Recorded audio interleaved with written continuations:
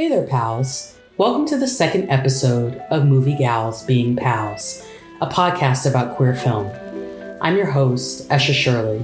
Today, our guest is Paige Curtis, founder of the Substack Bad Environmentalist. She joins me on the podcast to discuss perhaps the most iconic gay TV movie of 1998, Gia.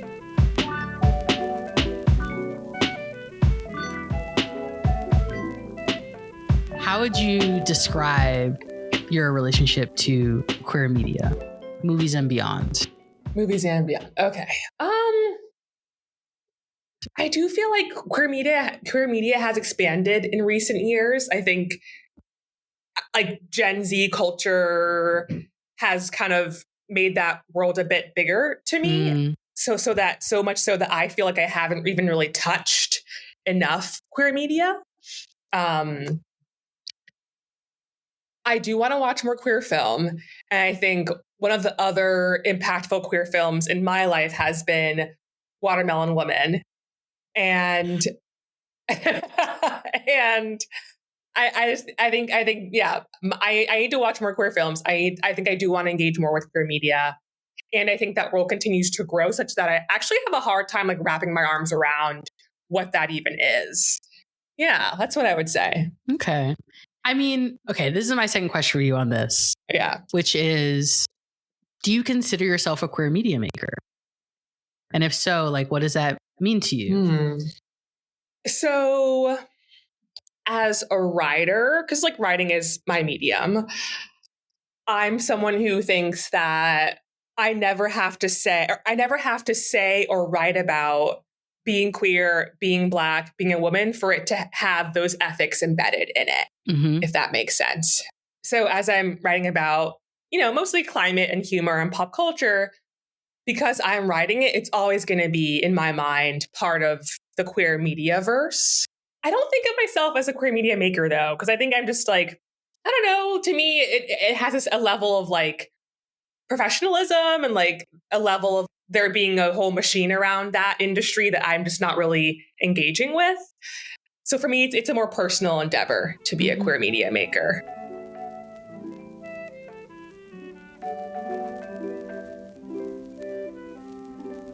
Gia was released in 1998 and directed by Michael Christopher.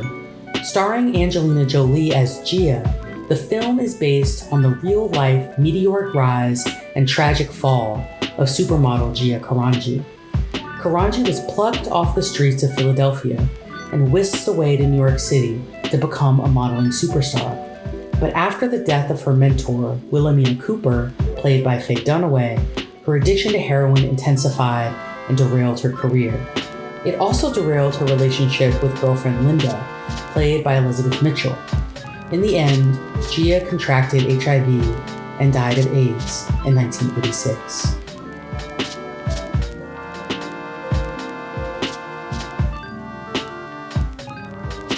How would you, Paige, describe this movie to a friend who hasn't seen it? I would describe Gia as a late 90s queer film. And I would call it a queer film. I would call it a lesbian film. And I would say it's a biopic about the real life supermodel Gia Karanji, who was considered by many to be one of the world's first supermodels, and also one of the world's first out queer supermodels, and also one of the first like widely documented women to pass away from complications from AIDS. Okay, context. So like it's a movie about that and what that was like in the 90s. Okay. And what's your vibes-based review? So that was a context-based description. What is your vibes-based description to someone who has not seen this film? It's a pretty sad, tragic gay film. I think why I like it, to just start getting into it, is because like this film is like her life's not tragic because she's gay, like her life is tragic for a lot of other reasons. and her being gay is almost like incidental to the story, which so it's like, to me, it like upends a lot of gay tragic films, because it's not like she's gay and the world ends and that's why her life sucks. It's like, no, like this was someone who lived through a very difficult time in history, and she was gay, and all of that together made her life really hard. Yeah. Okay. Wait. Okay. No, I like how you turned this on its head. I did like the smallest amount of research before we got on this call. So small. And one of the things that struck me is that being gay made Gia Karanji, like real life Gia, was more, I feel like, of a narrative in her actual life than it is in the film, which is kind of surprising given the film came out in the late 90s. And I think you're right that it's a film about a girl that has a tragic life and is gay and not how being a lesbian makes her life tragic. Right. Yes. So then, wait, okay. I meant to ask you this earlier, but I was curious. Why did you pick this film? Because I have to say, yes, I have seen Gia before. I can't remember how old I was when I saw Gia. I must have been a teenager. Yeah. And I saw it. I checked it off my lesbian list, and I thought, never again. Yes. But that was not the choice you made. Yes. I want to know why. I'm Paige. I'm a writer. Mm-hmm. I am a Taurus. And I am an angry bisexual. Oh, so she's angry, y'all. And so growing up, this was one of the first movies where I actually saw queerness depicted on screen. To set the scene, it's the early 2000s. I might have been in middle school. I used to sneak into my mom's bedroom at night and watch HBO. Uh-oh. Nothing good comes of that. Yeah, you already know. So I'd watch Sex and the City, I'd watch whatever movie was on that weeknight, and they played Gia one night, and I just felt so.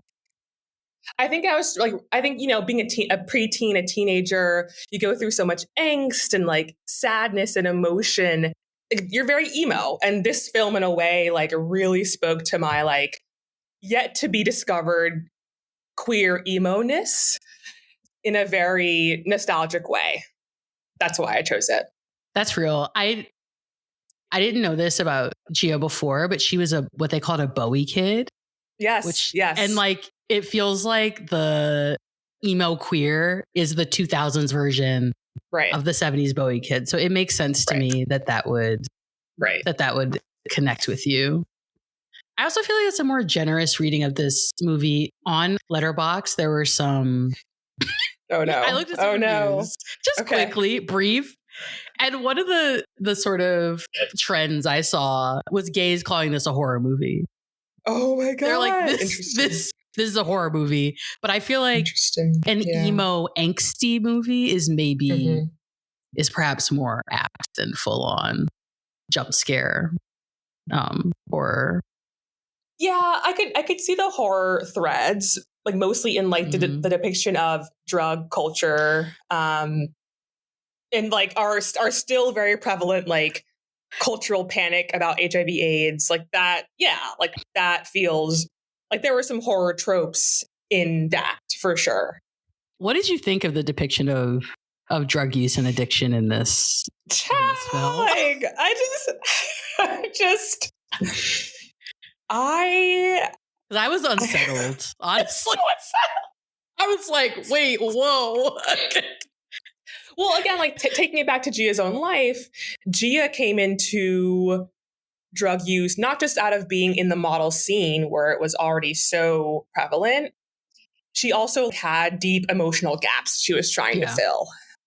Abandonment shit from her mom. And at least in the movie, I think maybe the memoir tells it differently, but in the movie, her modeling mentor, is the one who introduces drugs to her as part of how she, that mother figure is important to Gia. So that's a big part of her drug journey, unfortunately. So yeah, very unsettling to see how enmeshed drug use was in modeling specifically. an industry where beauty is your only capital, to watch people lean so heavily on drugs that eventually erode their beauty and like ruin their careers with no sense of like care or support for those workers, right? It's really shocking and just deeply unsettling still. Yeah, I think I couldn't tell. I mean, some of the drug use in this film was so graphic. I think that's the other thing that oh my God. struck me. I'm like, do I need to see this like gaping like vein? I don't think, like, I actually don't think that I do to advance this story. And so I kind of, it made me wonder. I feel like people at the time really received this film as like a morality tale and as a kind of, like you just said, dark side of the industry type story. Right. But I did wonder who the audience was for these images, for these graphic images of drug use, especially in the context of a depiction of an industry that is, you know, if we go back to your young self watching this on HBO at night, is glamorous, right? Like Gia's a glamorous figure. And so I was kind of like, yeah, there were a few moments where I was sort of like, did we need this? I don't think we did. I don't think we did. I have a lot of thoughts. I mean, so yeah, I think the film was graphic in so many ways, right? Like, yes, right? Like the film was. What were you thinking of? The sex, like how sex was portrayed in the film. Was it how graphic? Well, right, like how it was graphic very naked. Was that really? It's very naked. Right. But also, it was also kind of giving. I was like, did Eileen Chaikin, or however you say her last name, L word? Yeah, did she choreograph these scenes? Did she watch these and go, "This is what we should do"? Oh. Or did she choreograph them? That is a good question. Right. Because it was very much giving that. For the time, this was really provocative stuff in every way. Right. With the soothing sounds of the saxophone to really the slow jazz there. In this film, the soundtrack is offensive. It is. Look, what's even more offensive about it is that this soundtrack was done by Terrence Blanchard, which I don't know if you know Terrence. I don't. But he's like highly qualified, like composer and saxophonist. And I'm just like, sir, were you asleep at the wheel? Did you not really want to do this? He's worked with this director since this film. Like he's worked with this director multiple times. And I'm just like, sir, you are a serious jazz artist. What happened here? What happened here? And again, I hate to blame everything on, for the time, but I do think like it is so 90s. It's so 1998, you know, even in the music. Lay out the 90s for me. Where are the 90s in this film? What is the imprint of the 90s? Well, I would have been 4 years old when this movie came out. And so would you, I think. Yes, it's true. But to me, it's like the black and white scenes that were just random. And what was that about? Again, it's like meant to connote like, oh, it's sultry, it's moody, kind of like the random scenes that were kind of slowed down. The way that slow motion was abused in this film. Slow-mo? I was like, this is not okay. There's far too much slow-mo in this damn movie. Oh my God. Okay, well, I think we're already talking about it. So I think what we're starting to get into is like the naked scene with Gia and Linda. Linda played by Elizabeth Mitchell, as part of how their romance starts, which is true. That is how the romance started between one of her many girlfriends. And I guess my question there is like, do you buy the chemistry between Gia and Linda? This feels like the most polarizing question of this film for the gays. And I'm on team no. Really? I was watching that film. They were barely kissing each other. Right. It's like their mouths were open, but their lips barely touched. I was like, I didn't buy it. I also was just too distracted by the smooth jazz, soft focus. And listen, I was a serious watcher of the L Word. I am not against lesbian softcore porn on my HBO TV box. Yes. But especially if we put it in that, I mean, I was like, y'all could have given me Bet and Tina, and instead it was giving. I don't know. Here's why it was giving that. Okay. This is my Explain. take. I loved watching Gia and Linda on screen. I think they had great banter. Mm-hmm. And even the first time they met, when Gia's in her makeup chair, those first few lines of like, I felt the spark. I'm not sure if I like invented that, but like I saw a connection on screen. Mm-hmm. I think why that connection did not feel true throughout was because a lot of them being on screen is for the male gaze, right? Mm. Even that sex scene with Linda is for a male photographer. So like, I don't think the audience for this movie was queer women by any means, right? Like, so to me, I felt a spark and it wasn't able to really flourish because it was a spark meant for cishet watchers, cishet men, etc. That makes sense to me. I also feel like I'm trying to think of the moments when they're together in this film. We have the fence, right. Which the fence, God, that photo is crazy. It is. That photo is it's sexy, it's giving. Yes. But the way that they shot that scene in this film, where first off, this is what happens also when you turn 30 and you rewatch these films, where he's like, Gia, take off your clothes. She's like, bet, naked. I'm like, great, that's fine.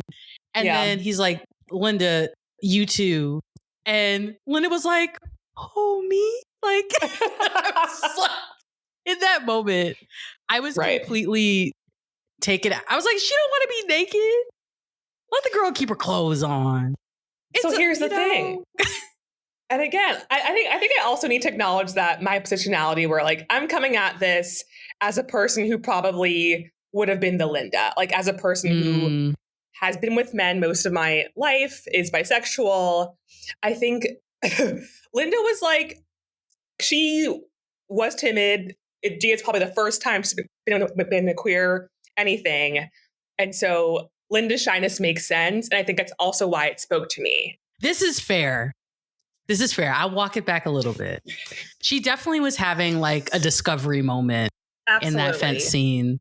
Totally. And the kind of, how did they shoot it? It was almost like slideshow where it was like horrible. Scene kind of like flashed in it. I said, oh, the slideshow of discovery. I'm like, okay, I get it.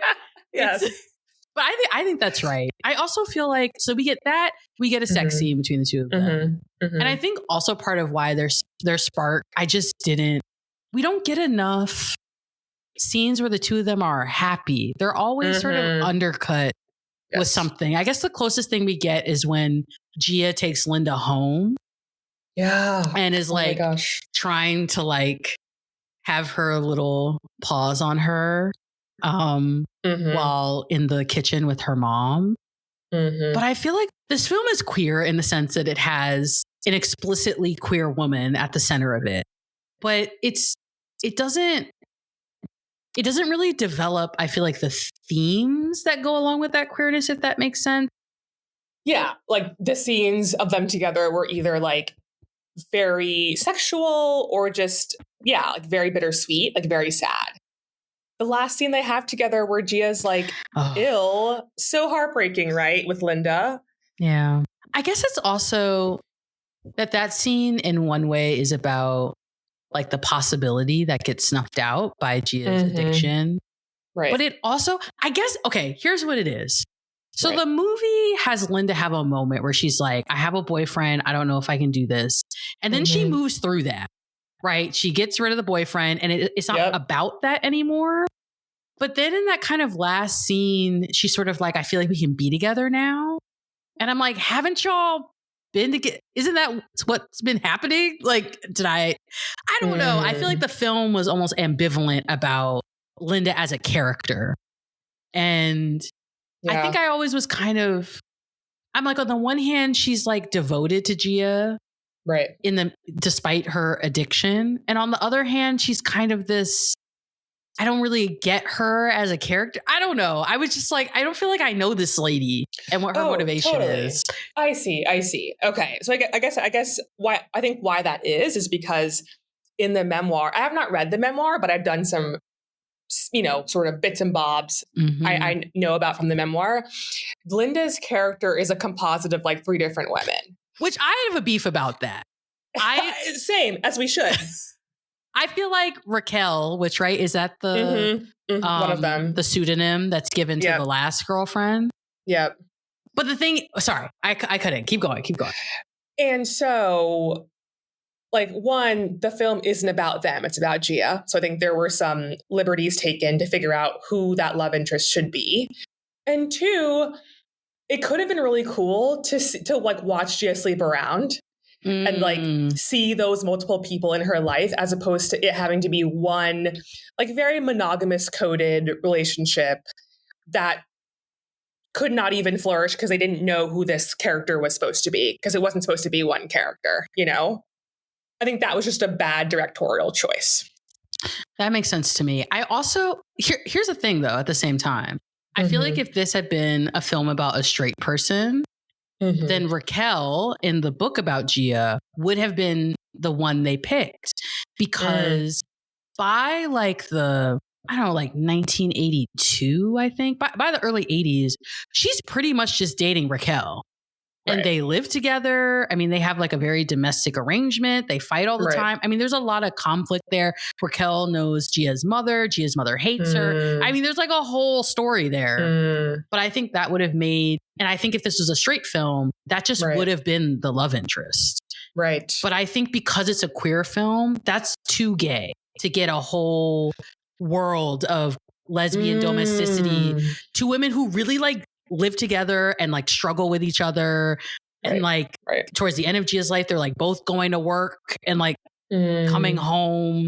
And so you get, so like that moment with Linda where Gia brings her McDonald's in the morning. That's a Raquel story. Raquel is like, when Gia was in the methadone program, she used to elbow me awake at 6 a.m. to get me to let her use my car to go get her methadone. And then she'd pick up McDonald's on the way back and we'd have McDonald's. So you get this whole queer lesbian domestic scene, even in the midst of Gia struggling with this addiction because she was still using heroin at that time. But I just don't think in 1998 or 1997 or whatever this was, like they couldn't have, this was already far enough, I think. And I feel like the Linda character is more recognizable to straight people, the like uncertain bisexual is, I guess, more acceptable for them. I don't know. Yes. I have been thinking about the portrayal of bisexual people on film and on screen. And I do wish there were better representations of bisexual women and just people than there are. And because Linda to me does not represent what I would have wanted to see on screen of bisexuality. Like it was a very safe, timid portrayal. Yeah, no, I totally feel you on that. And in some ways, I feel like we've talked a lot about Linda as a character because it gets at the queerness of the film. But I'm curious what you thought about the depiction of Gia. I will say, for this movie's many crimes, I do think the casting was spot on. Yeah. I will openly say that I think part of why I was drawn to this movie, even as a 14-year-old, was like, I love Angelina Jolie. Like, that's just it. I mean, this is the gay refrain, honestly. Yes. Angelina, she's hot. She's talented. We love her. Yeah, forever. And like, period. And she, like, her as Gia just makes so much sense. I was noticing the wardrobe and sort of the costuming as well. And it is interesting to kind of watch Gia's style go from like, in Philadelphia, like very punk, very interesting, very Bowie, androgynous, right? Becoming a bit more like 90s minimalism. And then in the end, as she kind of like loses her career, like very destitute, right? So one of the things I was thinking about was like, what does it mean to like dress queer? One thing I've been thinking about for myself is I feel like I give very femme most of the time, but I'm learning there are like queer talismans you can sort of use to connote your queerness if you're wanting to look more gay. And I think one of the queer talismans is like wearing vests, wearing rings, like thumb rings, piercings, tattoos. There's so many sartorial tools, if you will, to wear your queerness. And I do think that Gia's wardrobe is so gay to people who know what gay looks like, if that makes sense. Like, like we know that she's gay, right? And I just love that so much. No, I'm glad that you said this now, because I feel like that's one of the things that this film gets so right about Gia. Yeah. Because in other ways, I felt like I didn't really know her, understand her as a character. But in this way, like sartorially and like that relationship to her queerness, 100%. I think part of why this film speaks to queer people is because this isn't stated in the film, but I think one of the things the film represents through the clothing is that Gia was also navigating this question of like what it means to look gay in the late 70s and early 80s, right? Like people thought she was too femme to be a butch, but too butch to be a femme. And like so much of that was around her clothing and like how she navigated dressing herself. But the moto jacket, forever a queer talisman. We have snatched that from the straight people. And where there is a motorcycle jacket, there is us. That and the Oxford shirt. Right. And I feel the like Oxford shirt. Yes. part of what makes an Oxford gay or not, because you know the straight girls love a quote unquote boyfriend look. I know. Yawn. Yes. But the difference between a boyfriend look and what Gia is doing in this movie is that Gia's Oxfords fit. They're maybe a little oversized, but they're not like the baggy, like this isn't actually mine look. It's like, this is my Oxford. Gia, am wearing it. And then other parts of the outfit maybe kind of balance out the masculinity of the Oxford shirt to make it a more androgynous look. But anyway, that's a long way of saying I agree. I love this. The fashion in this film was wonderful. One of the things I found disconcerting, though, was as Gia, the character, wore more makeup, she just looked more like Angelina Jolie to me. I was like, that's just Angelina Jolie on my screen. What do you mean that's Gia Karanji? You've lost me. And I think that's why Angelina won, I think, a Golden Globe for this performance. That's right. Angelina, you'll never catch Angie looking like a grub or a scrub. No. Like, she's always going to give you face. Always. This, Gia's rise to fame, many people attribute it to like, oh, I hate this term. People attribute Gia's rise as like the beginning of heroin chic, queer chic, right? Brunettes finally having their moment after blonde people, reigning the modeling industry. And after Gia's fall, we see the rise of Brooke Shields becomes a thing, who looks just like Gia, LOL. So that I think is interesting, right? Like the ways in which literally her face became the new standard of beauty, the way she was so quickly forgotten, and yet her legacy lives on in where modeling went after her, right? Yeah. How do you think that this film contributes to how we think about the fashion industry and like the way that it commodifies beauty to sell stuff? And like the place of queer people in that, now that I think about it. Yes. Okay, I had a question written down about this. Okay. How do queer women navigate spaces that are simultaneously fetishizing them and rejecting them for their sexuality? Right? Like, I don't think I know of any other out gay models of that time. Or like, I know Lauren Chan is like a big person now, but I don't know if we know of gay models like this. Maybe Jenny Shimizu is in the early 2000s. Do you know Jenny? No. She's on the Oprah for a little bit. Oh my gosh, she's so pretty. Oh, she is. Yeah, face. And I feel like the Jenny Shimizu model is built off the kind of Gia model where it's like an ability to access both boyishness specifically lives alongside the ability to do high femme looks. And I do feel like Gia kind of set, I mean, maybe there were earlier examples of this. This is not a history podcast. I don't know.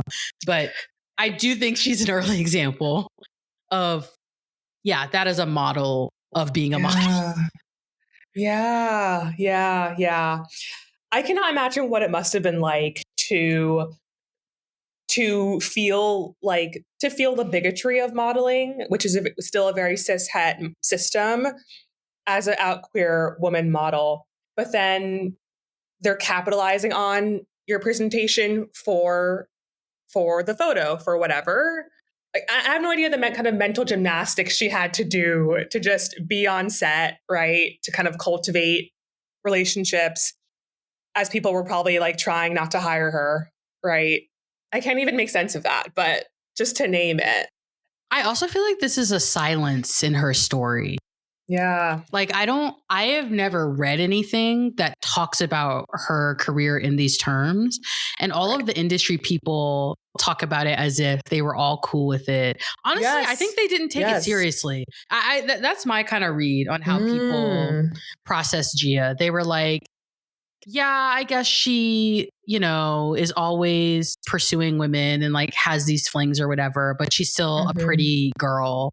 So we don't really take this part of her personality seriously. I think that's my kind of read. Yeah.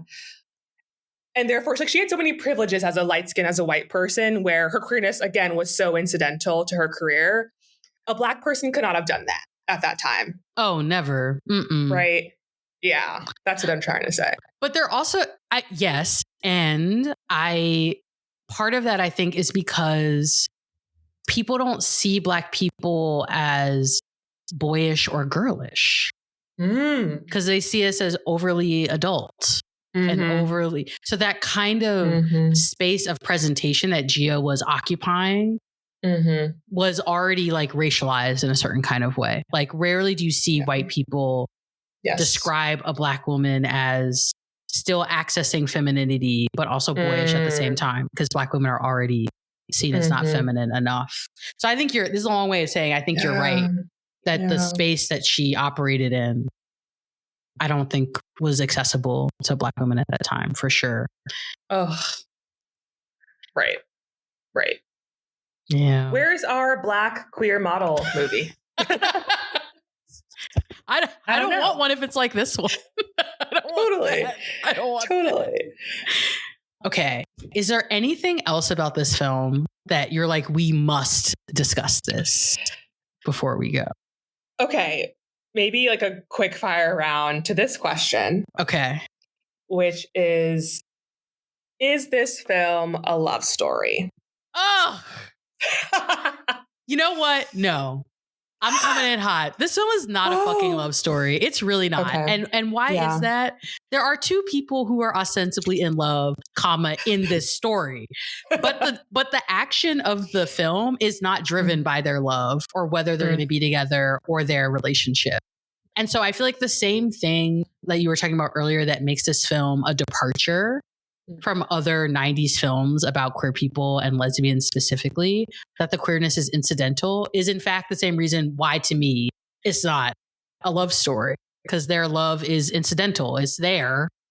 And I love that for them. But it doesn't actually drive the action of the film. But what's your answer to your own question? I kind of want to advocate for a yes, it's a love story. It's a lowercase L love story. Like, to me, this is what love might have looked like when people didn't have a lot of time to be together for different reasons, or their time was cut short. And to me, it's like the idea that love can be a flash in the pan, and it's still love. That's it. That's so much more generous of you than me. I know. And I love that for everyone listening to this, because I'm mean and grumpy. I think this question is kind of related to the question of whether this film is a love story, which is, what is our takeaway from this film? Like at the end of the day, after 2 hours and 3 minutes, my God, y'all needed a better editor. What is our takeaway from the film, Gia? A big and small detail in the film was her journaling. Mm-hmm. Having a written record of her words was profound to me, because we hear from people around her in her life who I'm not sure if we all really trust, but to see her words, that to me added a layer of authenticity. To me, the lesson is document your life, queer people. Write shit down, take photos, verbally tell people what's going on in your life, archive your own life as you want to, because when you're gone, I think a world without any memory of queer people is a sad world, is what I'm trying to say. So let's invest in archiving our lives as we want to. I love that answer. And I feel like the people who are left, like you said, to talk about Gia, they can't be trusted. Not a single, not a damn one. And I think that's so common for queer people and trans people, that if they don't leave their own record, the people left to speak for them are really going to distort that story. So I love that as a takeaway from this film.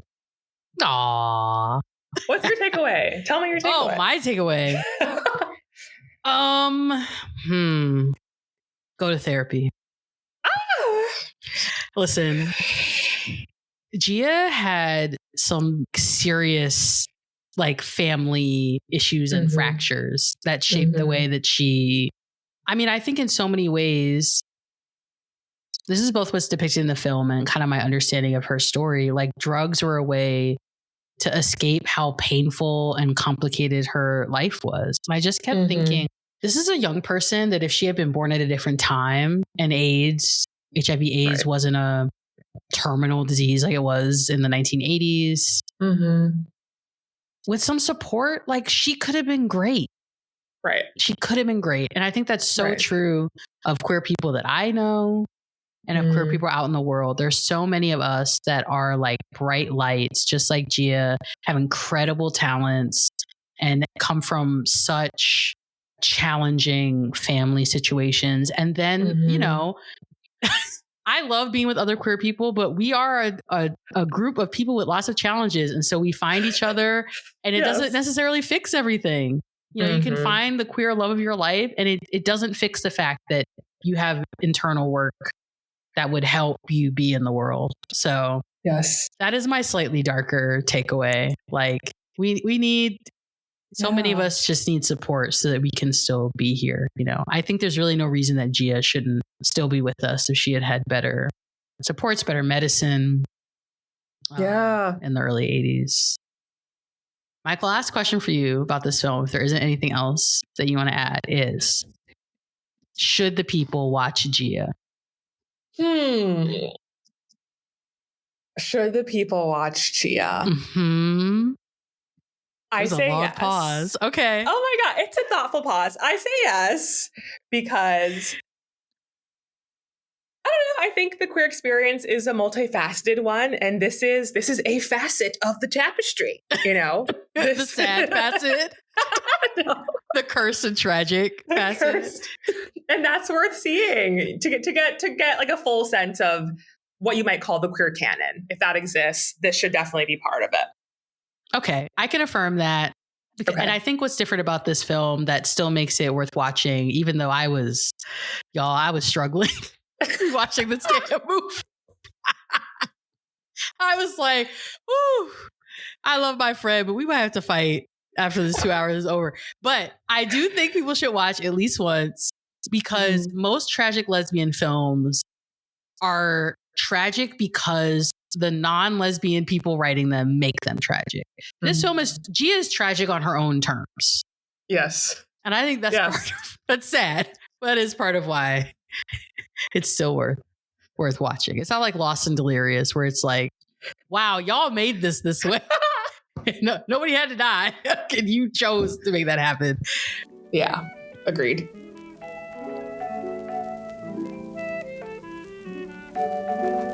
Thank you for listening to Movie Gals Being Pals. Thank you also to our guest, Paige Curtis. You can check out her Substack, Bad Environmentalist, on the app. Movie Gals Being Pals is produced and edited by me, Eshe Shirley, with music by Van Black, and special thanks to Sage Tangway. Please leave a review on Apple Podcasts. It helps new listeners find us.